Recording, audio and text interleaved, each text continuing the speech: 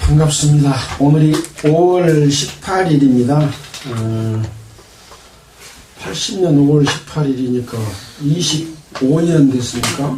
네. 5.18 기념식. 네.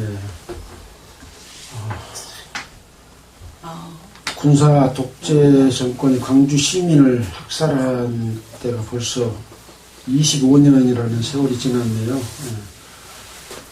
세월이 너무 빠른 것 같죠? 응. 우리나라가 하나님의 축복을 받는 올바른 나라가 되기 위해서는 정치하는 사람, 또 나라를 이끌어가는 사람들이 하나님을 믿고 공경하는 그런 자세로 예수 그리스도의 삶을 본받아서 산다면은 정말 축복받는 나라가 될 것 같은데, 순전히 미신 섬기고 그런 다른 신을 섬기고 자기 욕심을 따라서 삶으로 말미암아 불행한 일들이 이어지는 것 같습니다. 25년이라고 했어요? 40년. 40년. 45년.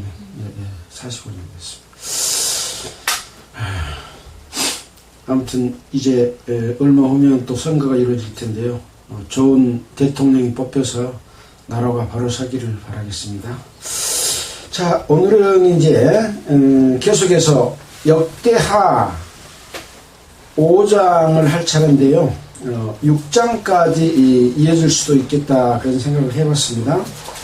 시간이 허락하는 대로 또 말씀을 함께 공부해 보도록 하겠습니다. 솔로몬이 왕이 됐고 다윗 왕이 하나님의 도우심으로 말미암아 성전을 거듭하면서 크게 세력을 확보하고 또 성전을 지키기 위한 준비를 했습니다. 그래서 솔로몬이 이제 지난주까지에 있어서는 성전 건축을 준비하고 예루살렘의 모리아 산에 성전 건축을 시작했다, 그런 내용을 우리가 살펴봤습니다. 자, 오늘 5장에 있는 내용들을 읽어가면서 함께 살펴보도록 하겠습니다. 솔로몬이 여호와의 전을 위하여 만드는 모든 것을 마친지라. 성전을 건축하기 위해서는 하나님께서 어떻게 성전을 건축하라는 그런 식양과 재료, 모든 방법들을 그 뜻에 맞도록 일러준 방법대로 성전을 지어야 한다는 것을 우리가 배웠습니다. 그래서 그런 방법대로 해가지고 여호와의 전을 위하여 만든 모든 것을 마친지라. 성전을 건축했다, 그런 내용이죠. 어서 오십시오. 이에 그 붙인 다윗이 드린 은과 금과 모든 기구를 가져다가 하나님의 전 곳간에 두었더라. 그래서 다윗 왕이 금과 은과 이런 다른 나라에서 바친 그런 귀한 물건들을 왕이 하나님의 전에 드리기 위해서 보관해 두었고, 그것을 이제 성전으로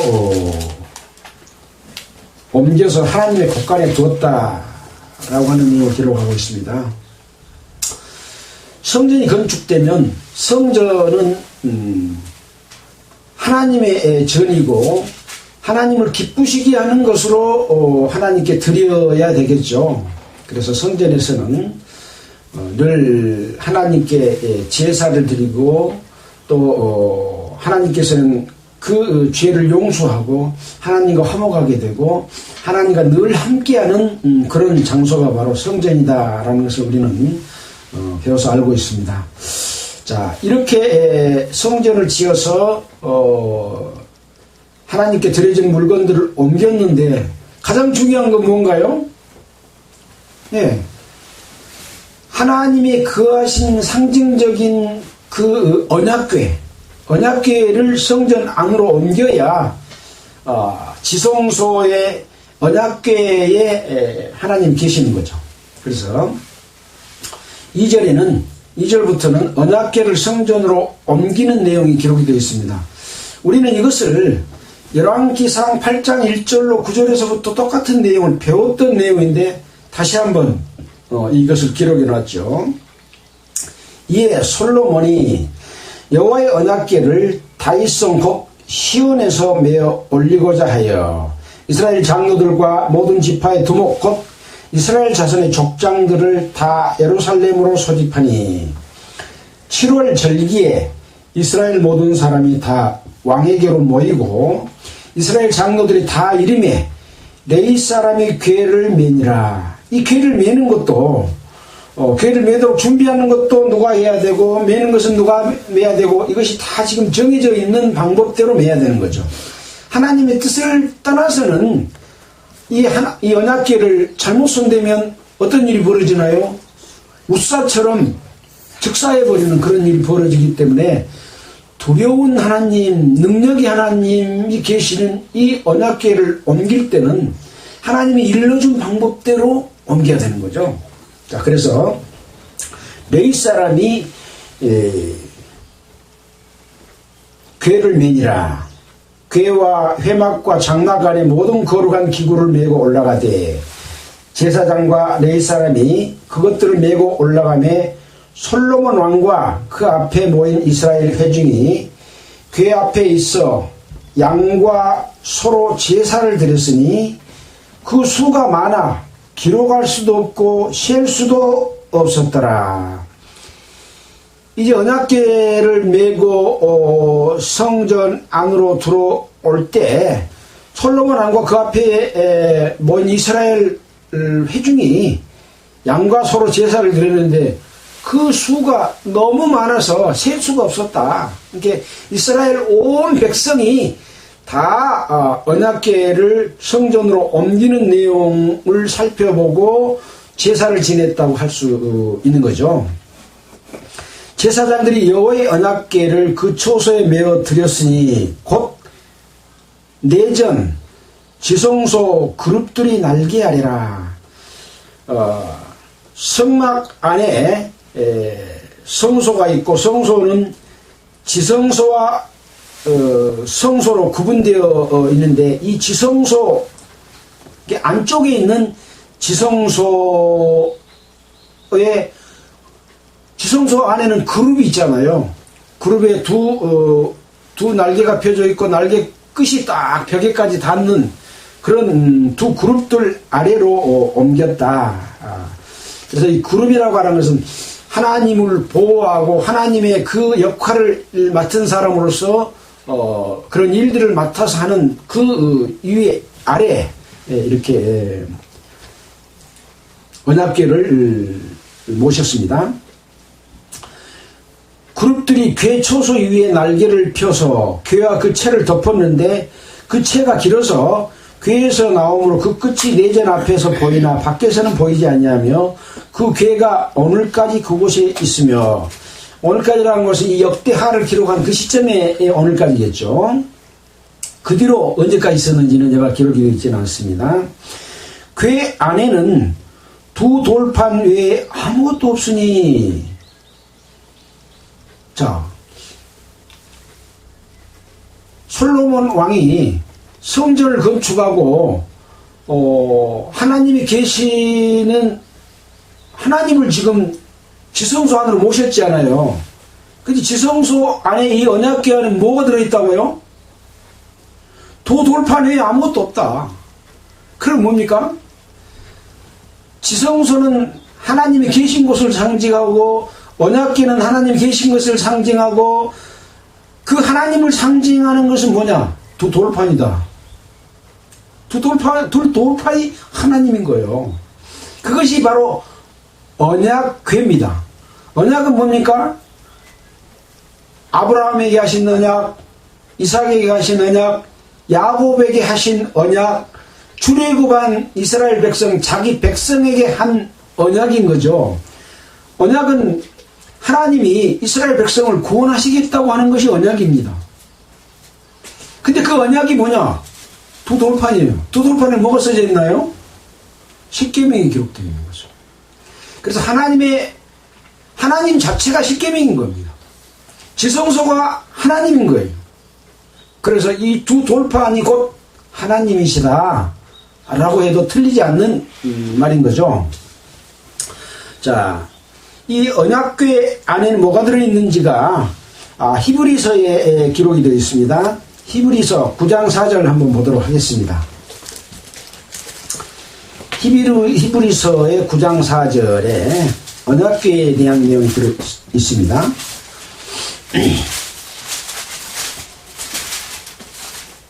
9장 1절부터 제가 읽어보겠습니다.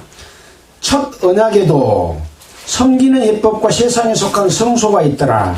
지금 성소는 지금 이 성소를 이야기하고 있는 겁니다. 지금 지은 성소. 예비한 첫 장막이 있고 그 안에 등대와 상과 진설병이 있으니 이는 성소라 일컫고 또 둘째 휘장 뒤에 있는 장막을 지성소라 일컫나니 지금 말하고 있는 지성소입니다. 금 향로와 사면을 금으로 싼 언약궤가 있고 그 안에 만나를 담은 금 항아리와 이 언약궤 안에 만나를 담은 금 항아리와 만나는 뭔가요? 가나안 땅에서 아무 먹을 것이 없을 때 하나님께서 음식을 주신 것이 만나입니다. 그 만남을 담은 금 항아리, 그러니까 하나님께서 이스라엘 백성들을 살려주는 양식이죠. 양식입니다. 자, 그 다음에 뭐가 있나요? 아론의 쌍난 지팡이는 아론이 모세와 함께 이스라엘 백성들이 인도에 낸 아론의 쌍난 지팡이, 하나님의 인도하심을 의미하는 거죠. 그 다음에 언약의 비석들이 있고 그 위에 속죄소를 덮는 영광의 그룹들이 있으니 방금 영광의 그룹이 있다고 그랬잖아요. 이것들에 관하여는 이제 낱낱이 말할 수 없노라. 이렇게 지성소 안에 뭐가 있는지에 대한 말씀을 기록해 놓은 것이 히브리서에 있습니다. 이 모두가 하나님이 이스라엘 백성을 구원하는 과정에서 있었던 내용인데 이 역대하에서는 두 돌판 외에 아무것도 없다 라고 기록을 하고 있는 것으로 보았을 때 제일 중요한 건 뭐나요? 두 돌판이죠. 하나님의 말씀인 거예요. 하나님의 말씀은 곧 십계명이고 십계명에 이어서 말씀해준 613가지의 계명, 제가 숫자 세지 못했으니까 그렇게 이해를 합니다. 그리고 레위기서에 나와 있는 제사법, 이것이 바로 이스라엘을 구원하시는 하나님의 말씀인 거죠. 십계명이 없이는 하나님이 없습니다. 그래서 그만큼 이 십계명은 이스라엘 백성들을 죽이기 위한 것이 아니라 이스라엘 백성들을 구원하기 위한 생명의 길이다 라고 하는 것이죠. 그 중요성에 대해서는 우리가 그동안에 공부를 했기 때문에 넘어가도록 하겠습니다.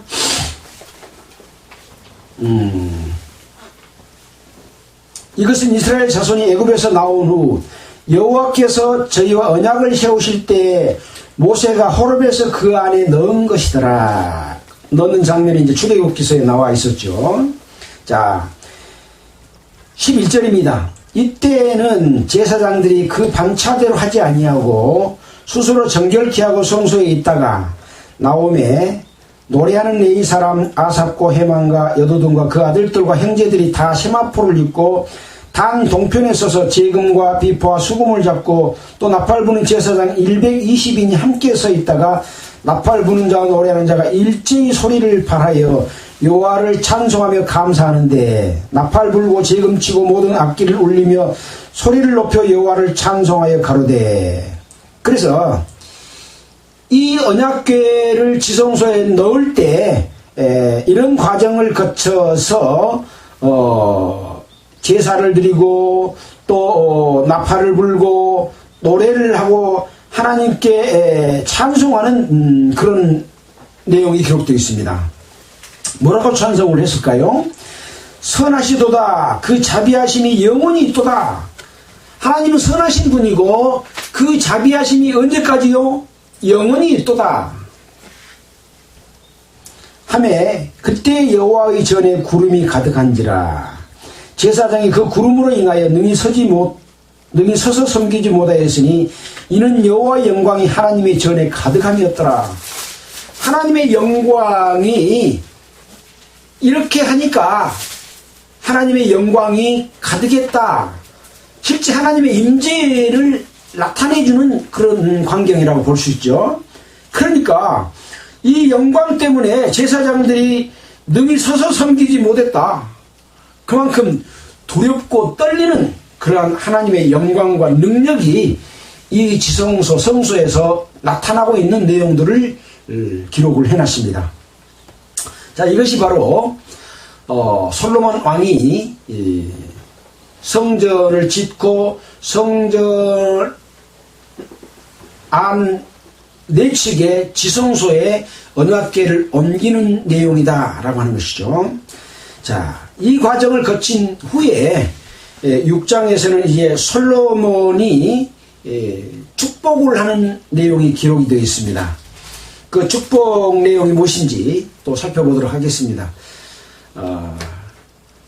이스라엘 백성과 하나님이 함께 하시는 것은 어떤 과정을 거쳐왔는가 라고 하는 것은 곧 하나님의 백성인 우리 성도들이 어떠한 과정을 거쳐서 하나님이 임재하고 하나님의 영광이 우리와 늘 함께 하는가, 두렵고 떨린 가운데서 서서 섬기지 못할 만큼 그런 영광을 우리가 느끼고 있는가 라고 하는 것들을 생각해 보게 하는 그런 내용이었다고 볼 수 있습니다. 자, 이제 솔로몬의 축복. 그러면 그 솔로몬 왕은 어떤 축복을 누구에게 했나 라는 내용이 기록되어 있습니다. 그때에 솔로몬이 가로되 여호와께서 캄캄한 데 계시겠다 말씀하셨사오나 내가 주를 위하여 거하실 전을 건축하였사오니 주께서 영원히 거하실 처소로 소이다 하고, 여기 보니까 여호와께서 캄캄한 데 계시겠다 말씀하셨다 라고 말하고 있습니다. 하나님 캄캄한 데 계십니까? 네, 캄캄한 데 계신다고 말하고 있잖아요. 창세기 1장 1절에 뭐라고 기록되어 있나요? 태초에 하나님이 천지를 창조하시니라. 땅이 혼돈하고 공허하며 흑암이 깊음 위에 있고 하나님의 신은 수면에 운행하시니라.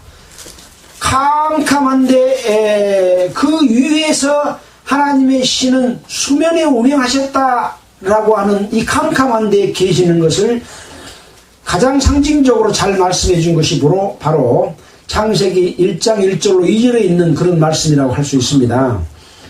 또 다른 곳에서도 캄캄한 데 계신 내용이 나옵니다. 신명기 5장 22절 한번 볼까요? 신명기 5장 22절.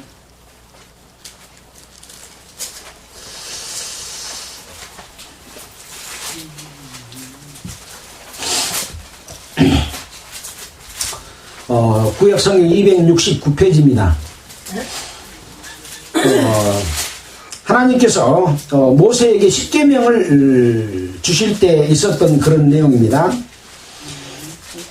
22절 여호와께서 이 모든 말씀을 산 위 불 가운데 구름 가운데 흑암 가운데서 큰 음성으로 너희 총에 이르신 후에 더 말씀하시지 아니하시고 그것을 두 돌판에 써서 내게 주셨느니라. 하나님이 돌판에 십계명을 써서 주실 때에 있었던 광경,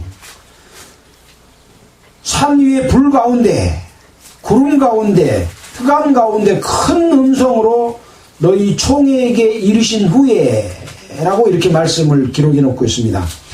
자, 창세기 1장 2절에는 이 땅이 혼돈하고 공허함이 흑암이 깊음이 있고 하나님이 신은 수면에 운행하신 이라 해놓고 맨 첫 번에 했던 것이 무엇입니까?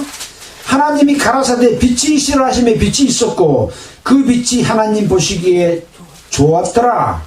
그래서 하나님께서는 어두움이기시도 하고 하나님은 빛이시기도 하고 어두움에 빛을 비추시는 분이시다 라고 하는 그런 의미가 담겨 있는 거죠. 이 세상은 마귀가 지배하고 있는 어두운 세상입니다.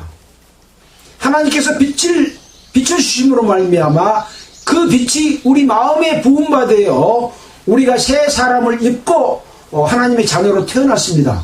그 빛은 곧 누굽니까? 예수 그리스도입니다. 그 요한복음 또 1장에 나와 있는 내용이잖아요. 참빛 곧 세상에 와서 비추는 빛이 있었나니 그 빛이 우리 마음속에 비추은 바 되어서 우리 안에 있는 세상의 어두움이 물러가고 하나님의 빛이 우리 속에 들어왔잖아요. 마찬가지입니다.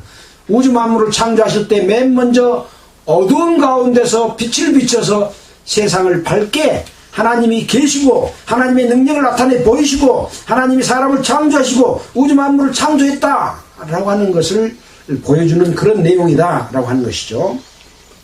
자, 그 하나님이 이제 다시 열왕기 역대하로 돌아오겠습니다. 역대하로 돌아와서 보겠습니다.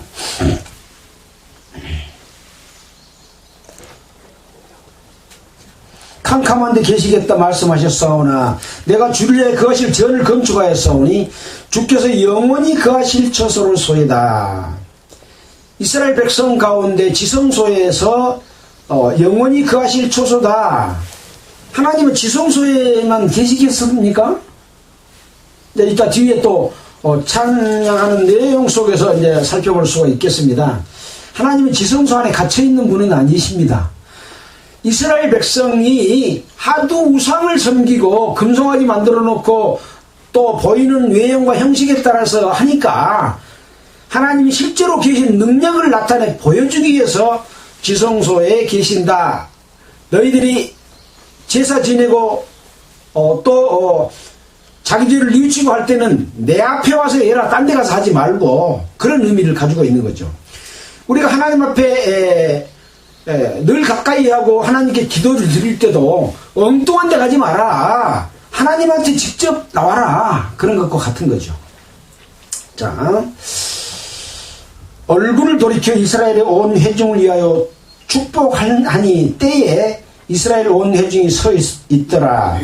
이스라엘 회중 앞에서 지금 솔로몬이 지금 축복을 하는 내용입니다. 온 회중을 위하여 축복하니 솔로몬 왕이 누구를 위하여 축복하는가요? 이스라엘 온 회중을 위하여 축복하니 회중이 그 앞에 서 있었습니다. 왕이 가로되 이스라엘 하나님 여호와를 송축할지로다. 여호와께서 그 입으로 나에 붙인 다윗에게 말씀하신 것을 이제 그 손으로 이루셨도다 라고 말하고 있습니다. 다윗에게 약속하신 것을 이루었다 라고 하면서 여호와를 송축하라. 첫 번째는 여호와를 송축하는 겁니다. 이루어주신 일에 대해서 감사하고 송축하는 겁니다. 그 내용을 보니까 내가 내 백성을 애굽 땅에서 인도하여 낸 날부터 내 이름을 둘 만한 집을 건축하기 위하여 이스라엘 모든 지파 가운데 아무 성읍도 택하지 아니하였으며 내 백성 이스라엘의 주권자를 삼기 위하여 아무 사람도 택하지 아니하였더니 예루살렘을 택하여 내 이름을 거기 두시고 또 다윗을 택하여 내 백성 이스라엘을 다스리게 하였노라 하신지라. 그러니까 하나님이 거하실 초소나 하나님이 어떤 사람을 통해서 나타나거나 한 이 모든 것들은 아무나 택하지 않는다. 하나님이 택하실 그 장소 사람이 있다라고 하는 것이죠. 그 장소는 바로 예루살렘이고 또 그것은 다윗을 통하여 다윗을 택하여 내 백성 이스라엘을 다스리게 하셨노라 라고 말씀하고 있죠. 내 부친 다윗이 이스라엘 하나님 여호와 이름을 위하여 전을 건축할 마음이 있었더니 여호와께서 내 부친 다윗에게 이르시되 네가 내 이름을 위하여 전을 건축할 마음이 있으니 이 마음이 내게 있는 것이 참 좋다. 그러나 너는 그 전을 건축하지 못한다. 왜 그랬나요? 전쟁을 많이 해서 많은 사람을 피를 흘리게 했기 때문에 너는 건축하지 못한다. 그렇게 했었잖아요. 자, 그래서 내 몸에서 낳을 내 아들이 내 이름을 위하여 전을 건축하리라 하시더니 이제 여호와께서 말씀하신 대로 이루시도다. 내가 여호와의 허락하신 대로 내 부친 다윗을 대신하여 일어나서 이스라엘 위에 앉고 왕으로 앉았죠. 이스라엘 하나님 여호와 이름을 위하여 선을 건축하고 내가 또 그곳에 여호와께서 이스라엘 자손으로 더불어 세우신 언약을 넣은 궤를 두었노라. 이렇게 어떤 과정을 거쳐서 성전을 건축하고 그곳에 뭘 넣었다고요? 이스라엘 약속과 더불어 세우신 언약. 아까 두 돌판은 바로 언약의 돌판인 거예요. 무엇을 하기 위한 언약입니까? 이스라엘 백성을 인도하여 구원하기 위한 언약이에요. 이스라엘 백성들을 죽이기 위한 언약 아닙니다. 그래서 율법은 곧 생명인 거예요. 율법은 곧 죽음이 아니에요. 근데 율법은 뭘 기록하고 있나요? 무엇을 해야 될 것을 기록하고 있는데 사람이 그것을 행하지 못하면 뭐가 되나요? 죄가 되죠. 그 죄만 됐으면 바로 죽었을 겁니다. 그러나 그 이후에 제사법이 있기 때문에 거기서 죄사함을 받고 다시 하나님과 함께 할 수 있는 길을 같이 주셨던 겁니다. 바로 그래서 세우신 언약을 넣은 궤다라고 하는 것을 지금 말씀하고 있습니다. 자, 이렇게 해서 축복을 하고 이제 솔로몬이 하나님 앞에 기도하는 내용이 12절부터 마지막 절까지 기록이 되어 있습니다. 자, 12절부터 42절까지를 하나님 앞에 기도하는 내용이 기록되어 있는데 살펴보도록 하겠습니다. 솔로몬이 여호와의 단 앞에서 이스라엘의 회중을 마주서서 그 손을 펴니라. 이스라엘을 회중해 놓고 앞에 서서 지금 손을 펴입니다. 솔로몬이 왕의 노소로 대를 만들었으니 장이 5규빗이요 광이 5규빗이요 고가 3규빗이라. 뜰 가운데 두었더니 저가 그 위에 서서 이스라엘의 회중 앞에서 무릎을 꿇고 하늘을 향하여 손을 펴고 가로되. 자, 솔로몬이 노소로 만든 대를 뜰 가운데 두고 저가 그 위에 서서 이스라엘의 온 회중 앞에 무릎을 꿇고 하늘을 향하여 손을 펴고 지금 기도를 하고 있는 그런 광경을 보여주고 있습니다. 하나님 어디 계신가요? 지금 지성소에 모셔놨잖아요. 그 지성소를 보고 지금 한 게 아니라 하늘을 향하여 손을 펴고 지금 기도를 하고 있다. 이걸 우리가 지금 유심하면서 생각해 보도록 하겠습니다. 가로되 이스라엘 하나님 여호와여 천지에 주와 같은 신이 없나이다. 주께서는 온 마음으로 주의 앞에서 행하시는 주의 종들에게 언약을 지키시고 은혜를 베푸시나이다. 언약을 지키시고 은혜를 베푼다. 지금 이스라엘이 축복받고 있는 그런 내용에 대해서 지금 감사하고 찬송하고 기도하는 그런 것이라고 볼 수 있죠. 주께서 주의 종의 아비 다윗에게 허락하신 말씀을 지키시되 주의 입으로 말씀하신 것을 손으로 이루심이 오늘날과 같으니이다. 주의 입으로 말씀하신 것을 손으로 이루심이 오늘날과 같다. 그러니까 성전을 건축하고 그 모든 것들을 성전 안에 엮는 역할들은 솔로몬과 거기 일을 하는 사람들이 있잖아요. 그 얘가 누가 했다고 이야기하시나요? 말씀하신 것을 손으로 이루심이 오늘날과 같다.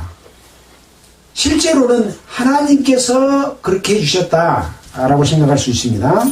이스라엘 하나님 여호와여 주께서 주의 종 내 아비 다윗에게 말씀하시기를 네 자손이 자기 길을 삼가서 너가 내 앞에서 행한 것과 같이 내 율법대로 행하기만 하면 너에게로 쫓아나서 이스라엘 위에 앉을 사람이 내 앞에서 끊어지지 아니하리라 하셨사오니. 어쩌면 끊어지지 않는다고요? 내 율법대로 행하기만 하면. 율법대로 행해야 돼요? 안 해야 돼요? 율법대로 행해야 됩니다. 율법대로 행하기만 하면 하나님께서 다 해주시는 거예요. 내게로 쫓아나서 이스라엘 위에 앉을 사람이 내 앞에서 끊어지지 않게 하리라 하셨사오니. 이렇게 언약했던 내용이었다. 이제 다윗을 위하여 그 허락하신 말씀을 지키옵소서. 이미 지켜주셨는데 또 지키옵소서라고 지금 말하고 있는 거예요.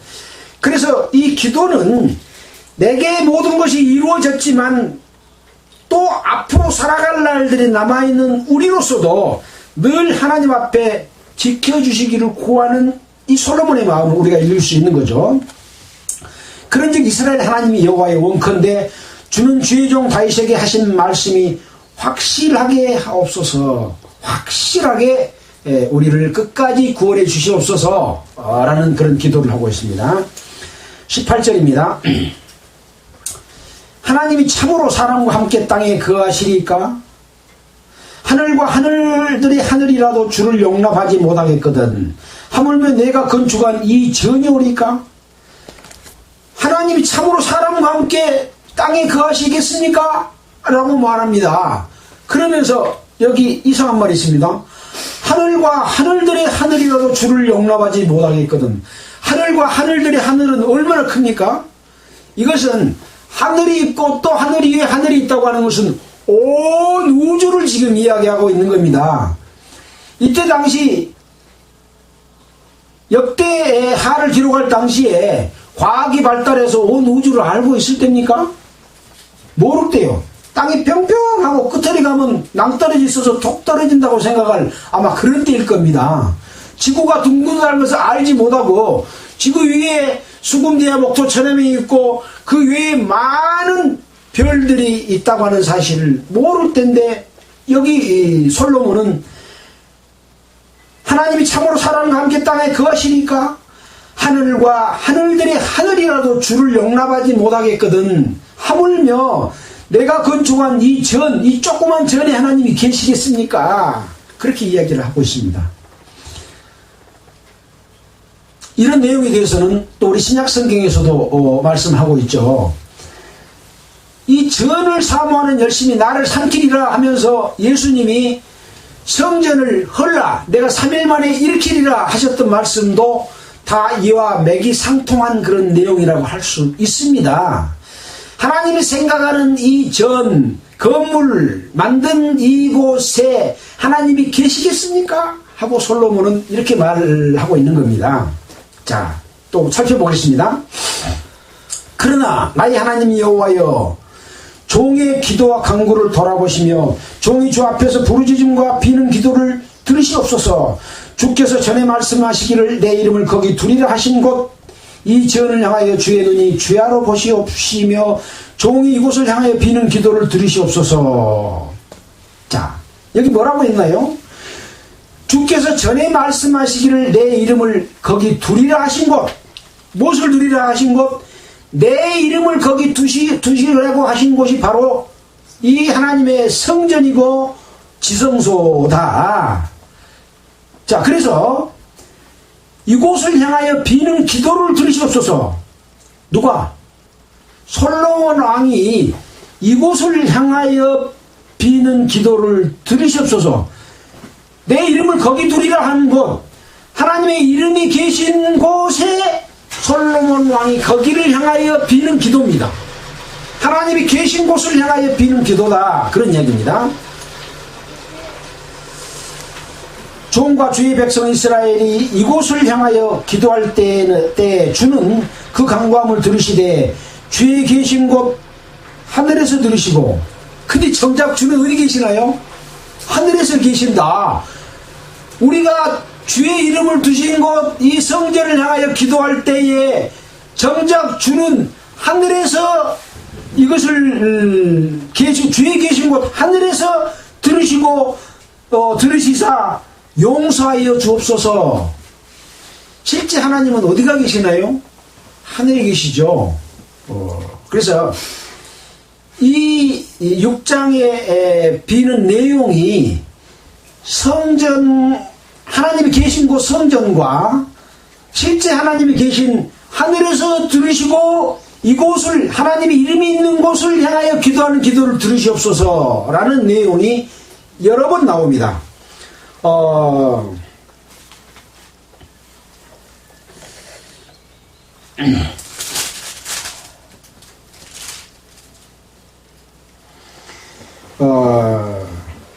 이곳 주의 전 하나님을 향하여 보시옵소서. 이곳을 향하여 비는 기도를 들으시고, 이곳이라고 하는 것은 지금 지어놓은 성전 언약궤가 있는 이곳이 11번 나옵니다. 그리고 주의 계신 곳 하늘이라고 하는 말이 7번 나옵니다. 그래서 하나님은 어떤 특정한 장소에 계시는 것이 아니라 주의 이름을 두시는 곳이다. 어떻게 지성소 안에 하나님을 가둬 놓겠습니까? 아닙니다. 하나님의 이름이고 그 속에는 뭐가 있나요?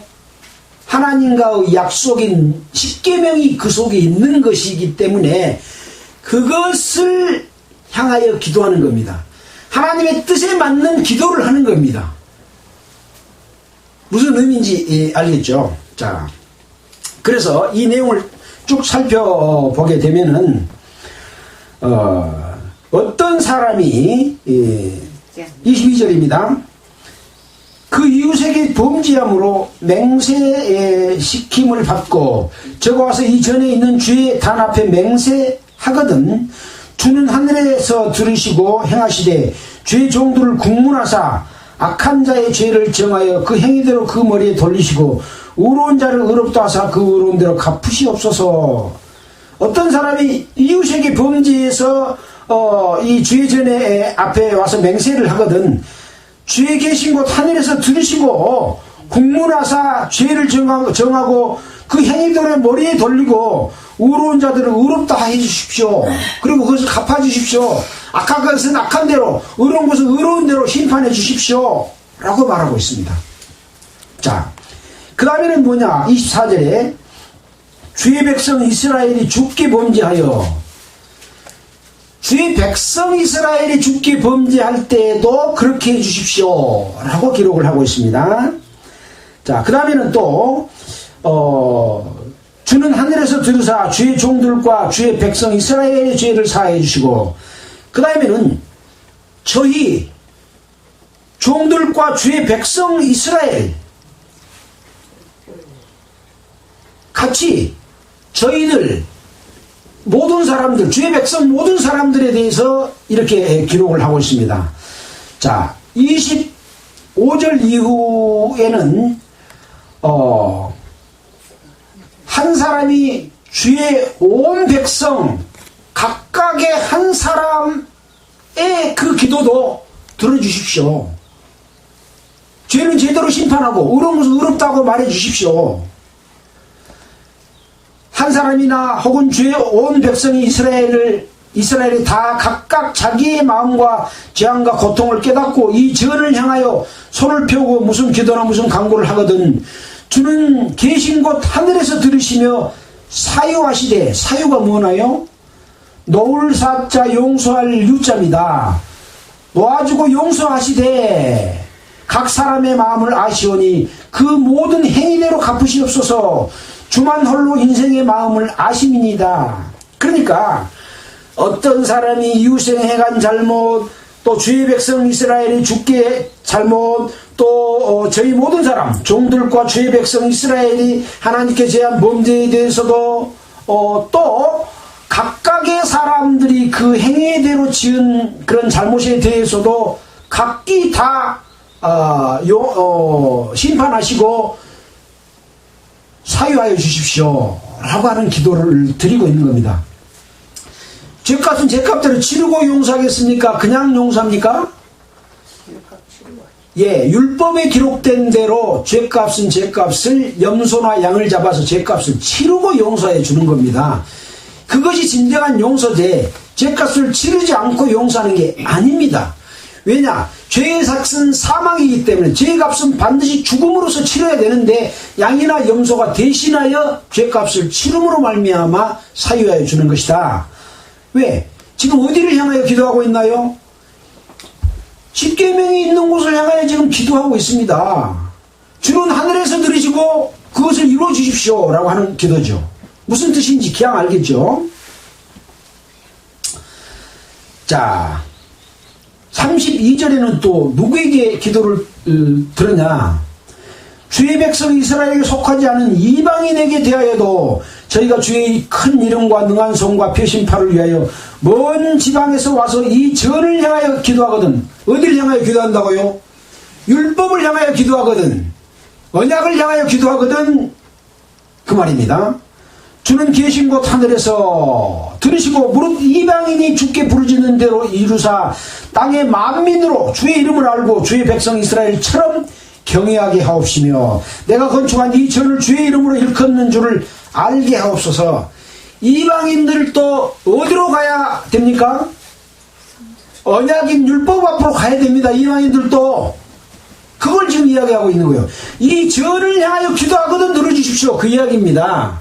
이방인들이라고 딴 데 가서 저 그 산 위에 산꼭대기 돌 앞에 가서 나무 앞에 가서 바다신 앞에 가서 또 물 떠놓고 하는 기도가 아니에요. 이 전 앞에라고 하는 것은 이곳 뭐가 있습니까?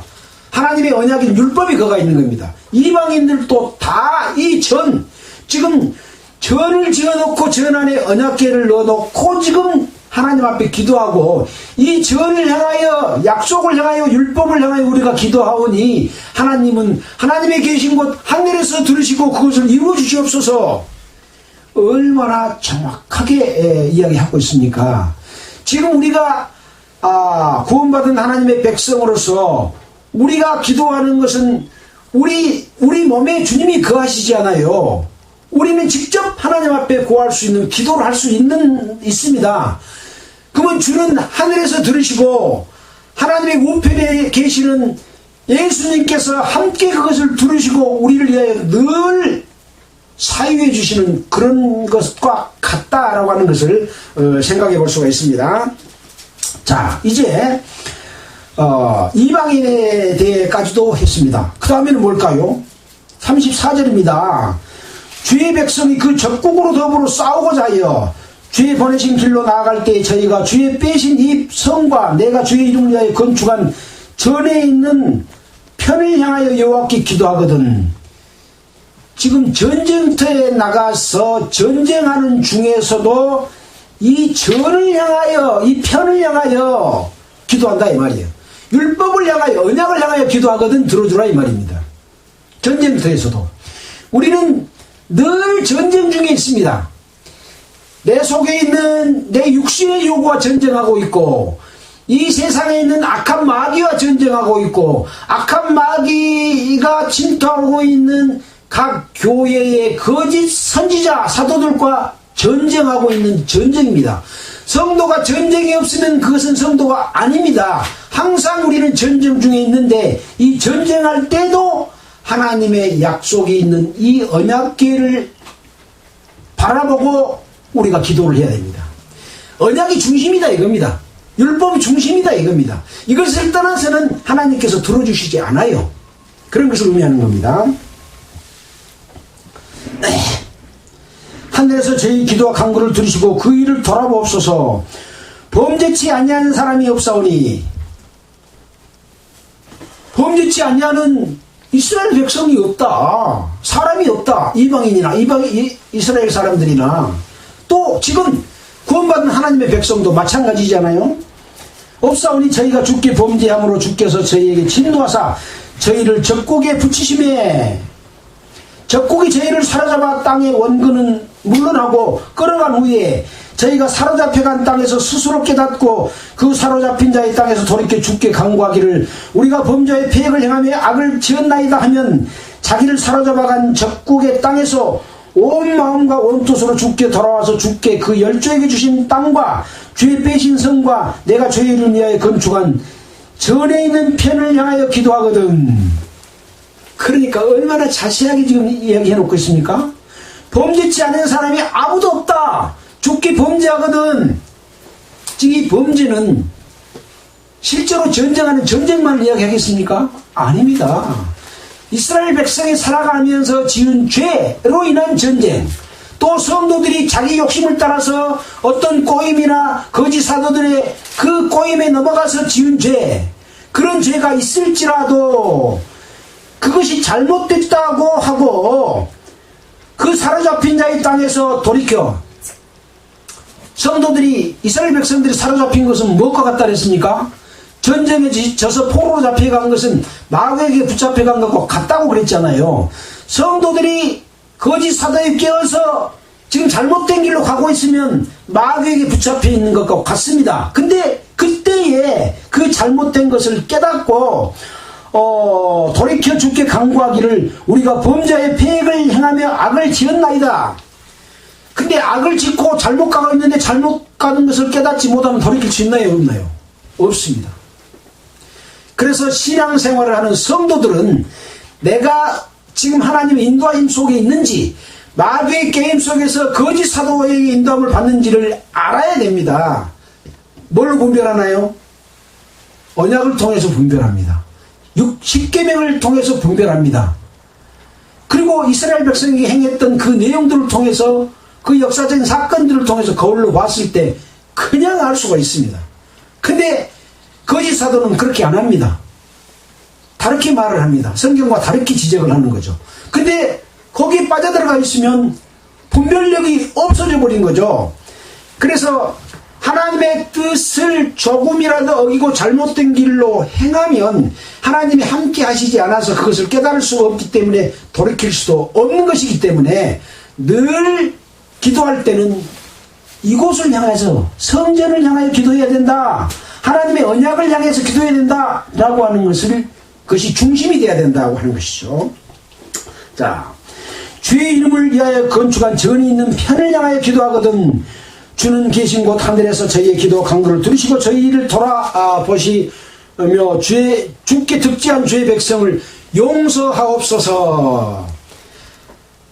이것이 솔로몬이 이스라엘 백성을 향하여 기도하는 기도입니다. 또 이방인을 향하여 기도하고 있고 전쟁 중에서 지금 사로잡혀가는 자를 위해서 기도하고 있는 것이 지금 교회를 향해서 성도들을 향해서는 어떤 의미겠느냐 하는 것을 생각해 봐야 되는 것이죠. 이제 하나님이여, 나의 하나님이여, 이제 이곳에서 하는 기도에 눈을 드시고 귀를 기울이소서. 여호와 하나님이여, 일어나 들어가사 주의 능력과 교회와 함께 주의 평안한 처소에 계시옵소서. 여호와 하나님이여, 원컨대 주의 제사장으로 구원을 입게 하시고 또 주의 성도로 은혜를 기뻐하게 하옵소서. 여호와 하나님이여, 주의 기름 부음 받은 자에게 얼굴을 돌이키지 마옵시고 주의 다윗에게 베푸신 은총을 기억하옵소서. 자, 오늘은 이 솔로몬 왕이 성전을 짓고 하나님의 언약궤를 지성소 안에 두고 여호와를 찬양하고 여호와께 하나님께 기도드리는 내용을 살펴봤습니다. 이 곧 언약궤가 있는 언약궤 안에 두 돌판밖에 없는 하나님의 약속과 율법을 향해서 기도할 때에, 이것을 향해서 기도할 때에 주는 주에 계신 곳 하늘에서 들으시고 이것을 들어주시옵소서. 우리가 전쟁 중에 있고 패하고 늘 거꾸로 주고 있을 때도 그것을 돌이키면은 용서해 주십시오. 그리고 늘 함께 해 주십시오. 라고, 주의 기름 부음 받은 자에게 얼굴을 돌이키지 마십시오. 왜? 죄를 짓지 않는 자가 아무도 없으니까 돌이킬 수 있잖아요. 근데 어디를 향하여 기도하면 되나요? 주에 계신 곳, 이곳. 하늘에서 들으시고 이곳을 향하여, 약속을 향하여, 이곳을 향하여 기도하거든. 그 이야기입니다. 왜? 아까 왜 두 돌판밖에 없다고 말했을까요? 두 돌판에 하나님의 뜻이 담겨 있고 무엇을 기도해야 될지를 거가 들어있기 때문에 그렇습니다. 그래서 얼굴을 돌이키지 마옵소서. 죄종 다윗에게 베푸신 은총을 기억하십시오. 우리 모두에게 주시겠다고, 지켜주시겠다고 끝까지 하나님께서 구원해 주시다고 약속했지 않습니까? 그거 지키십시오. 마찬가지입니다. 하나님께서는 우리 성도들을 끝까지 지켜주시겠다고 약속했습니다. 그러나 우리는 늘 잘못 생각하고 잘못 살 수가 있습니다. 그럴 때마다 주의 전, 이곳을 향하여, 약속을 향하여, 율법을 향하여, 하나님의 뜻을 향하여 기도하면 주께서 들어주시고 영원히 함께해 주십시오 라고 하는 그런 내용이다 라고 하는 것을 생각해 볼 수가 있습니다. 항상 모두가 이런 말씀을 깨닫고 함께하며 영원한 하나님의 영광에 참여되기를 바라면서 마치도록 하겠습니다. 기도드리겠습니다. 하나님 아버지 감사합니다. 기록된 말씀의 뜻을 아는 것은 참으로 우리가 성도들이 살아가는 데 있어서 곧 생명의 기름을 압니다. 이렇게 일깨워 주심을 무엇으로 보답할 수가 있사오리까? 오직 우리의 모든 것을 주께 드리오니 주께서 우리를 받아주시고 죄의 것으로 삼아주셔서 죄의 능력만이 우리를 통해서 삶으로 나타나게 하여 주시기를 간절히 구하고 바라오면서 우리를 권해주신 예수 그리스도 이름으로 기도드렸습니다. 아멘. 찬송가는 210장 하겠습니다.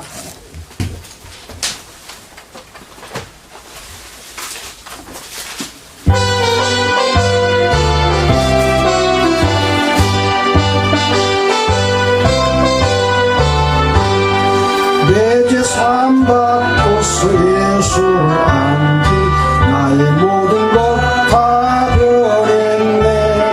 지금 나의 가는 길 천국길이 주의 피로 내 죄를 씻었네.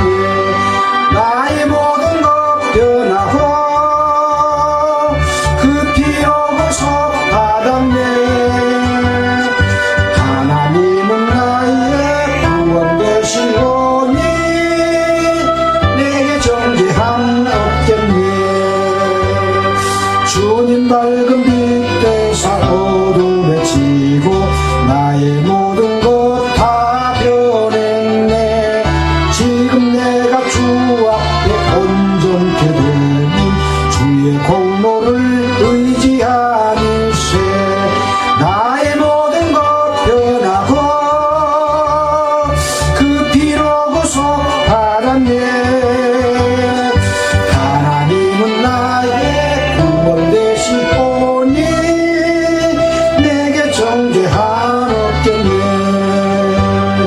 내게 성령 임하고 그 크신 사랑 나의 맘에 가득 채우며 모든 공포 내게서 물리치시니 내 맘 항상 주 안에 있도다. 나의 모든 것 변하고 그 피로 구속받았네. 하나님은 나의 구원 되시오니 내게 정죄함 없겠네. 네, 수고하셨습니다. 마치겠습니다.